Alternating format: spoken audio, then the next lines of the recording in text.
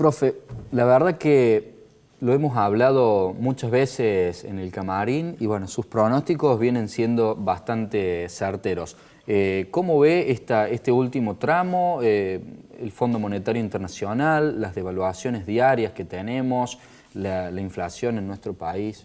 Sí, bueno, primero aclarar que el resbaladizo mundo de la futurología nunca ha sido mi fuerte, pero lo que sí existe en economía es una caja de instrumentos de política económica que con algún tipo de desviación tienen una consecuencia, ¿no? La economía no es si es X entonces Y, porque es una ciencia social histórica.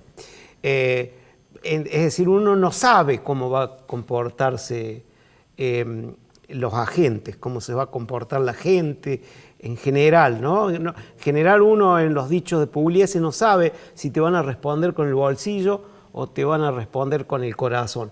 Esto es muy importante aclararlo, pero sí se sabe que más tarde o más temprano las políticas económicas de corte claramente neoliberal terminan implosionando porque priorizan institucionalmente el mercado para asignar recursos, abren la economía, achican los estados, sobrevaloran las monedas, esa sobrevaloración generan déficits gemelos y se convierten en esquemas adictos de endeudamiento.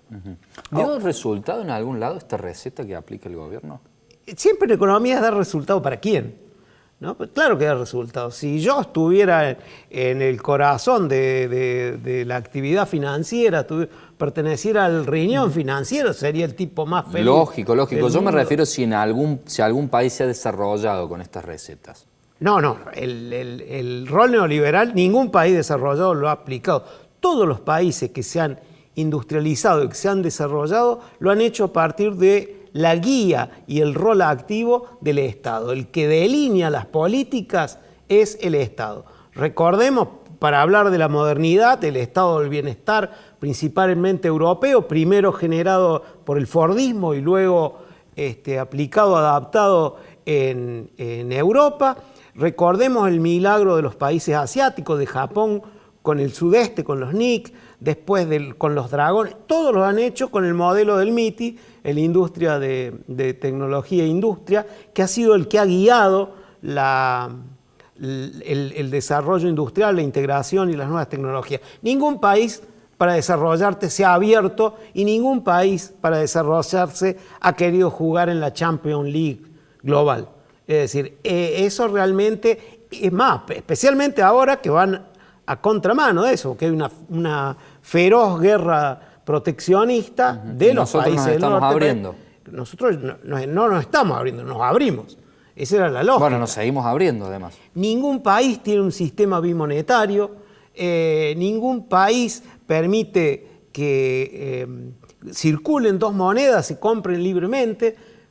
Fue un error gravísimo eliminar el cepo. ¿Usted piensa que fue un error eliminar el cepo cambiario? Fue un error dejar la economía en manos del mercado, porque los mercados funcionan si son economías mixtas. El mercado solo tiene una fuerza centrípeta muy fuerte. Esto lo dice la tesis de Piketty, el Capital del siglo XXI, que es un bestseller.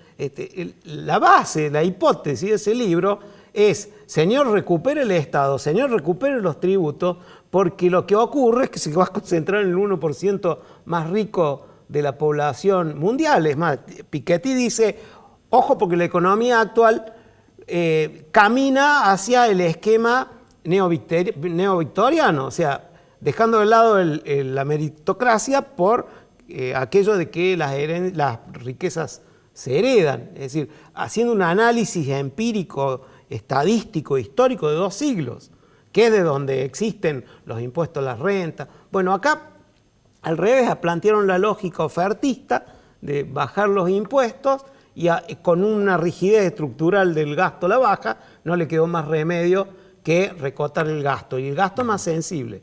Digo el más sensible porque es el que tiene efecto redistributivo. A su modo de ver, ¿el gobierno es inepto o farisaico en realidad? O sea, ¿no le salen las cosas por brutos, por torpes, o esto les sale y es lo que vinieron a hacer? Yo no creo que sean ineptos, nada más que tienen una tecnoestructura, que son estas secretarías devenidas en ministerio, que son gente muy bien formada en el área financiera y que vinieron a hacer eso, digamos, vinieron a manejar este código. No sé si ustedes se han dado cuenta, pero manejan un neologismo.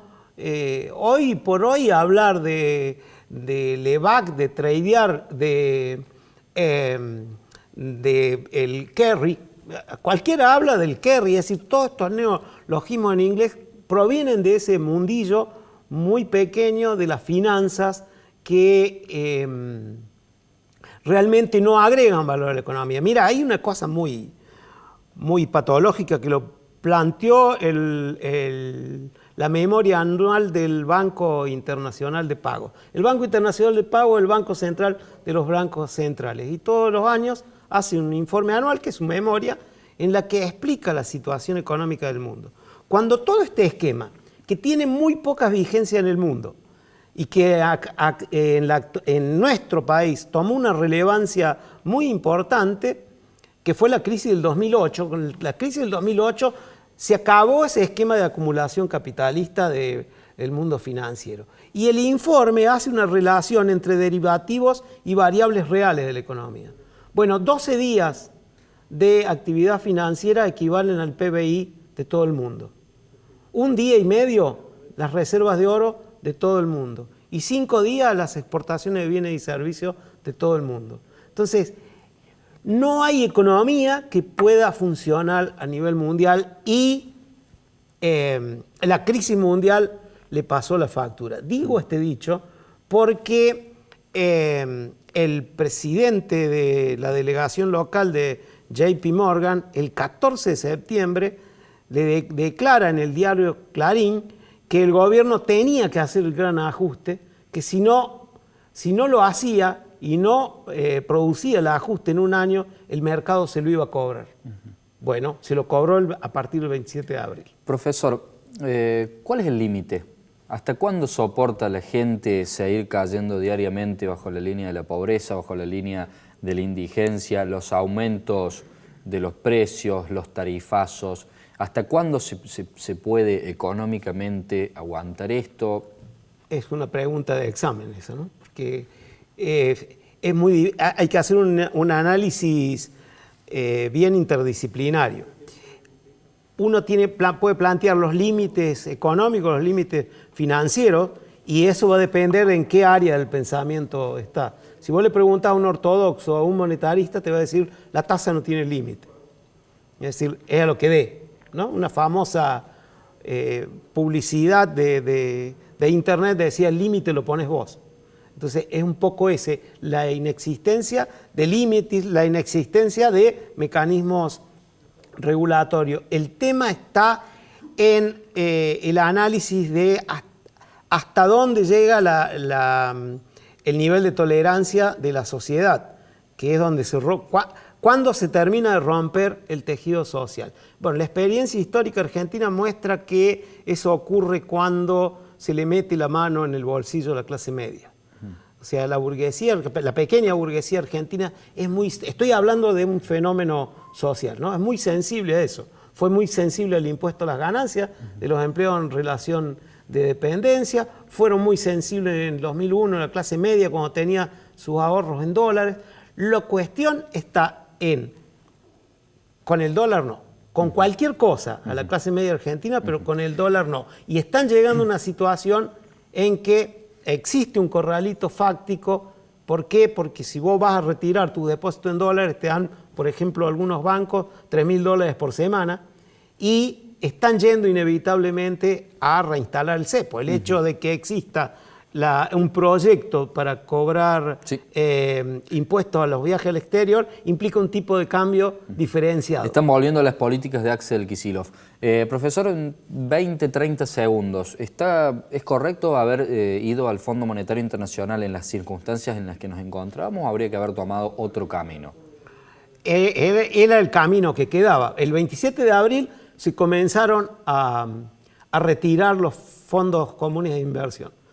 Dolarizaron sus carteras y se fue. Eso fue lo que generó las corridas, inclusive hasta el último viernes. El último viernes hubo otra gran fuga. Fíjate que ahora le permiten canjear letes que son en dólares por LEVAC, para que no se siga saliendo la fuga.